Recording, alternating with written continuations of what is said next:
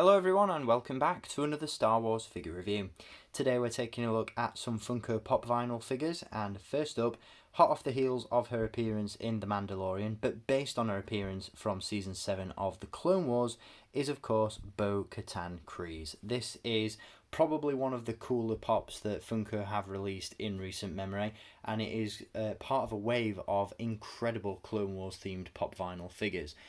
With that in mind, let's jump into the review, and we'll kick things off by taking a look at the packaging that she comes in.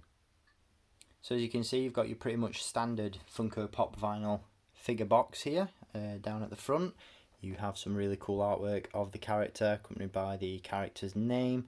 This is number 412 in the series. Down the side you've got another really cool image of Bo-Katan. And on the back, as I mentioned, this figure is a part of a very cool wave of Funko Pops, including other characters from the Clone Wars. We've got Wrecker from the Bad Batch. It's probably only a matter of time before we see the rest of his counterparts released in the line. We do of course have Bo-Katan Kryze, Garth Saxon, looking very cool in that Maul inspired Mandalorian armour. We do have Darth Maul himself, and of course Ahsoka. So some pretty cool figures available as part of this wave, and then you've got the name of the character down the other side as well. It's pretty standard stuff once again, nothing too spectacular going on in terms of packaging. So let's jump into it and take a look at the figure itself. So here she is, Bo-Katan Kryze, the rightful heir to the Mandalorian throne. Very cool pop vinyl right off the bat. This is again probably one of Funko's better pop vinyl figures to be released in recent memory. The wave, including characters from the Clone Wars, has been one of my favourites recently released, to be honest. I think this figure, Maul, Ahsoka, all incredibly done, and this is certainly no exception. An absolutely incredible looking pop. I love the details on this one. As you can see, you've got the paint applications on the helmet depicting the Night Owl decals, looking very cool indeed, nice and crisp, which I love to see. The helmet itself has this really nice dirty wash to it as well.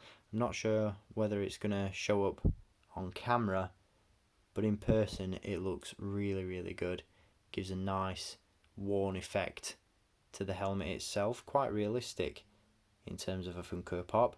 Obviously you've got the rangefinder down the side, and then the figure itself is sculpted in this really nice pose. As you can see, she's got a blaster pistol in one hand, her combat shield projected from her gauntlet on the other. Again, all the relevant details are there. You've got the Night Owl emblem there on the shoulder pad, jetpack, holsters, belt. Great paint applications on the armour itself.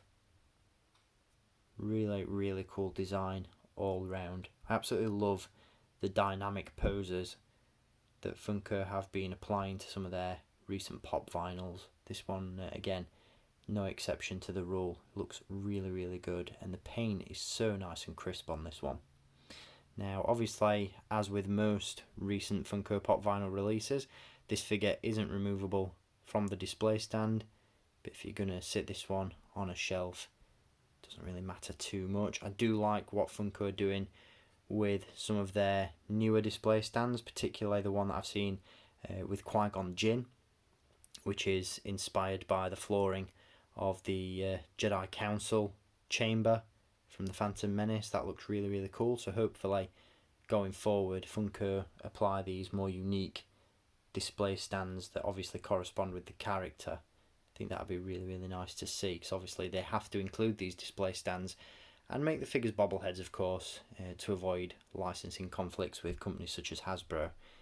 But very cool nonetheless. As you can see, really nice details on this one. Great sculpt work.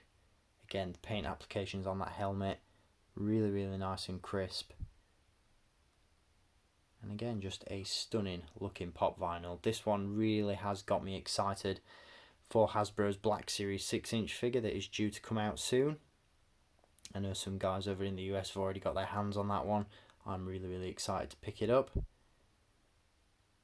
But this is, I suppose, the first piece of Bo-Katan merch that we've ever had.